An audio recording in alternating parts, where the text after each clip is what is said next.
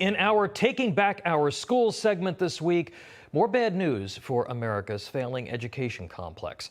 The ACT test scores are in, and they're dropped to their lowest level in 30 years.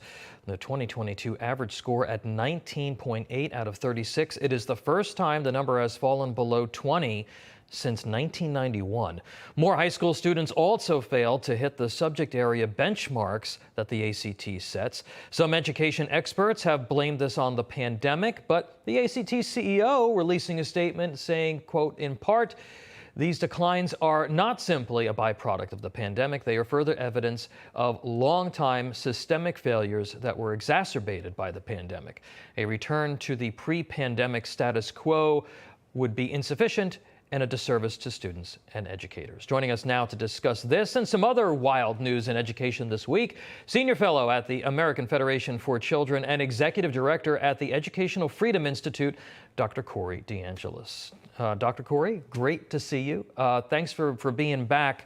But another black eye here, primarily for public or government-run education.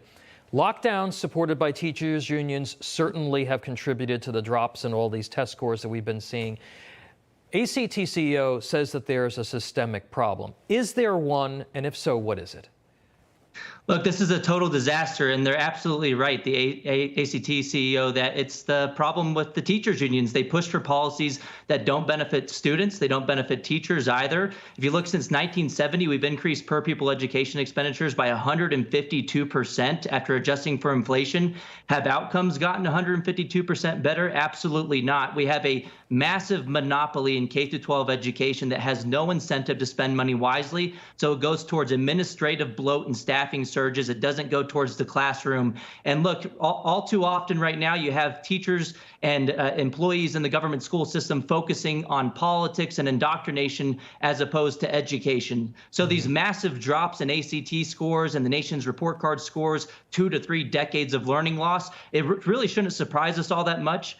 When you're focusing on politics and indoctrinating kids, of course your basics are going to be negatively impacted. Corey, I know that you're very involved in the school choice movement in this country. Do we know how the scores were for the kids that were in charter schools or schools where there is actual school areas where there's actual competition with the public school system? Do we know what those numbers were? I have the specific numbers, but the drops were less pronounced in places that had more competition and in places that had more Catholic schools. The public schools were actually more likely to reopen over the past couple of years in person, suggesting competition had a lot to do with the incentives in place with reopening schools.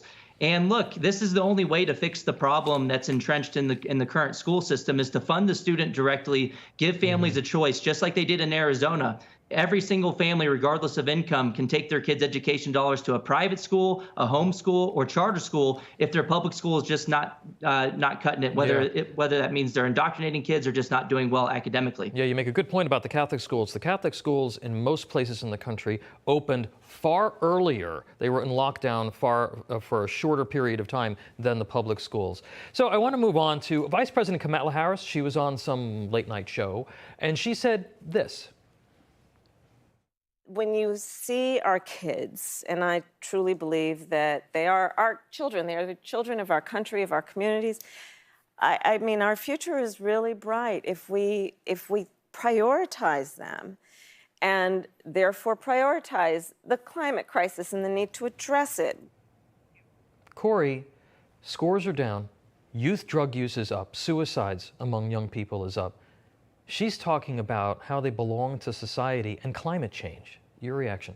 I mean, she didn't learn anything from Hillary Clinton with the whole "it takes a village" thing. She didn't learn anything from Terry McAuliffe, who said, I don't think parents should be telling schools what they should teach. The Democrats, if they want to give a red wave to Republicans in next month, they'll keep running on this anti-parent rhetoric, this whole communist ideology that the kids belong to the state or belong to the government. That is totally backwards. It's deeply unpopular with people across party lines. And families are going to push back like we've seen over the past couple of years. They've woken up and they're never going back to sleep. So Kamala is giving a gift to the Republicans. here. Yeah, you know, it really, the tone deafness of it all is just absolutely staggering. I don't know why I continue to be surprised, Corey, but I continue to be surprised. Finally, more woke insanity in schools, this time a Michigan school district that is putting what anybody would classify as pornography in the school library. The school district is fighting it, and parents are fighting back. Watch the reaction. The majority of parents are not here to attack your right to exist in a free society. Criticism of age-inappropriate content is not criticism of the LGBT community. And take a look at what a San Diego mother had to say criticizing the school board for allowing hypersexualized events for children. A little school district board of adults made the decision to feature an event to hypersexualize young children. Do you want to know that the word that defines that? It's groomer. You all played the activist pimp for an Align Surgical Center and for a 21-plus gay bar. It makes you groomers and activist pimps, and we won't have those sitting on a school board who oversees the education of our children. I just saw another video of a drag show for little kids where there's the performers spreading their legs like in front of these children. It's an epidemic. It is happening everywhere, and the left is telling us that it's in the name of diversity. Are you seeing states starting to kind of push back against this in some fashion, Corey?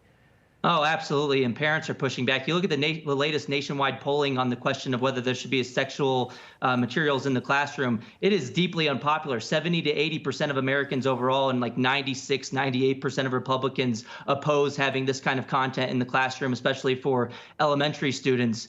And look, you have some legislators, a Democrat in Virginia actually introduced a bill to criminalize parents for coming out against gender ideology in the schools and not affirming their children's self-identified gender at a very young age. So they're coming after your kids. Yeah. They want to use the heavy hand of government to control your children's lives, and ultimately that could lead to them taking your kids away from you for not being aligned with their political persuasions. It's absolutely a socialist idea, and we should push back against that as hard as possible. Well, Corey, I know that you're out there fighting this. Corey DeAngelis, thank you so much for being here. Hope to see you soon.